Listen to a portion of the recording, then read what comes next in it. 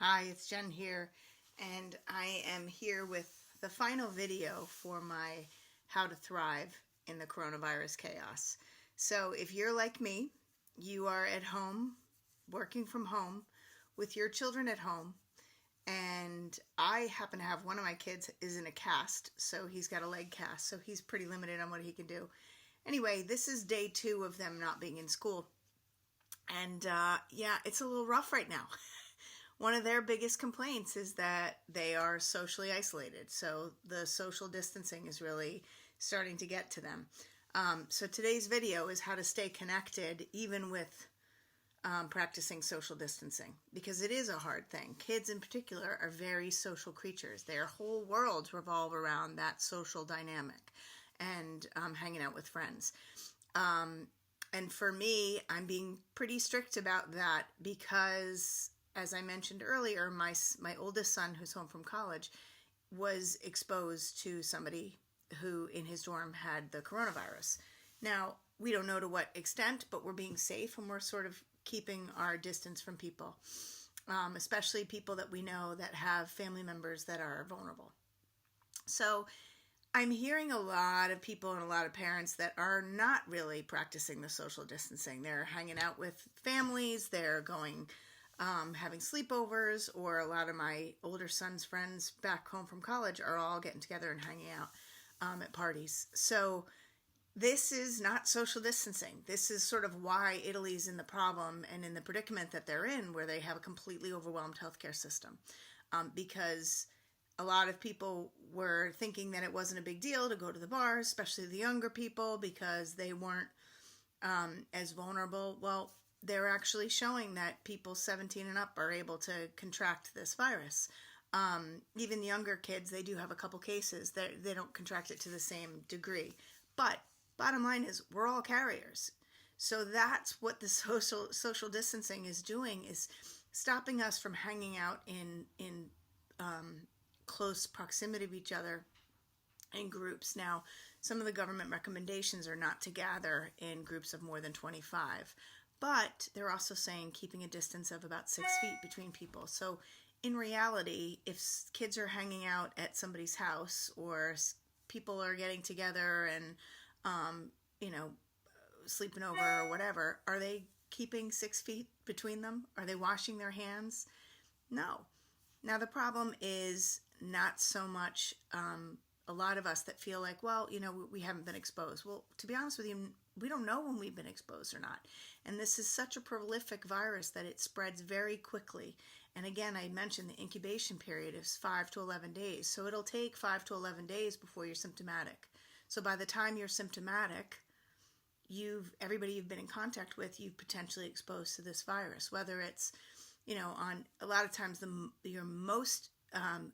most exposure is through the particles. So if somebody is sneezing, coughing, and they're spreading that. And it's also allergy season, so a lot of us might be sneezing and coughing because of allergies, and without the fever, we can pretty much rest assured that we don't have the coronavirus. But anyway, my point is, we never know. We never know what we have, what we don't have, what we're carrying, what we're not carrying.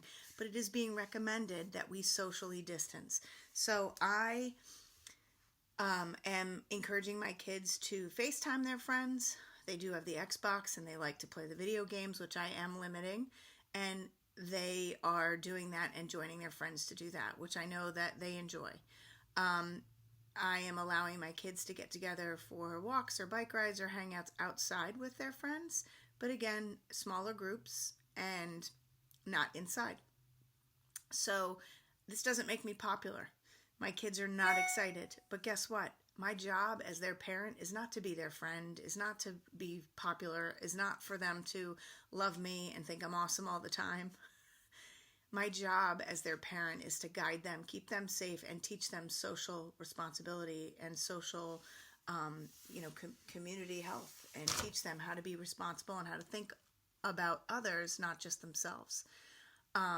So some of the ways that I have encouraged my kids to stay connected, understanding that it's an important thing, is through phone calls. Now, kids don't talk on the phone very often, but hey, let's bring back the actual voice-to-voice communication versus the digital texting communication. Also FaceTiming their friends. I've talked to my kids, although of course they think that it's a ridiculous idea, but one of my ideas is to ask their friends if they want to write a story together and to do it on FaceTime. Also video conferencing or video messaging each other. They can do things like STEM projects together, but online. They can do things like I told my kids we're going to make homemade Twix bars they want to make. So I said, why don't you see if your friends want to join us and we can FaceTime and they could cook it with us, and I'll send them a list of the ingredients and we'll do it together. So you can communicate and socialize with your other mom friends or other friends and see if you want to organize something like that. So then the kids can at least be interacting and doing something similar, even though they're not in the same physical space. So these are some ideas on how to keep us connected through the social distancing. I'm also a big fan of journaling, maybe even writing like emails to each other. Playing a game. I mean, you can play a game online with your friends.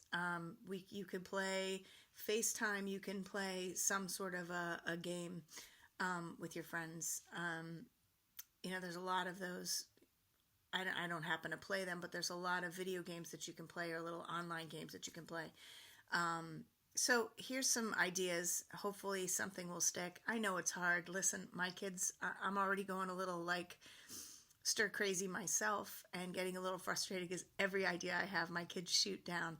But you know what? I'm hoping that if I just stick to my guns, and I said for at least another week, we're going to be keeping the social distancing going, and I'm taking my cues from what the government and what the health advisories are saying, and really trying to do that for the greater good. So obviously, is it convenient for us? No. Would it be a lot easier for me to say, go ahead and hang out with your friends, go ahead and get together? I don't feel like cooking today, so let's go to a restaurant. Of course, that would be a whole lot easier for me. But guess what? That's not being socially responsible. So this is what I'm trying to teach to my kids, and hopefully you're going to do the same thing with yours, because this is how we're going to contain this virus. This is how we don't overwhelm the healthcare systems, by doing this and by following what's being asked of us. Okay? So I wish you well, and keep connected in some way, whether you're going for a walk with somebody, being outside.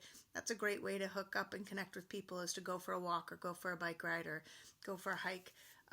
Because you're outside, you're normally not facing right at each other, and you can be together and have conversation without potentially contaminating each other, and you're in the wide open. So anyway, be creative. All right, everyone, be well, stay healthy, stay calm. Bye-bye.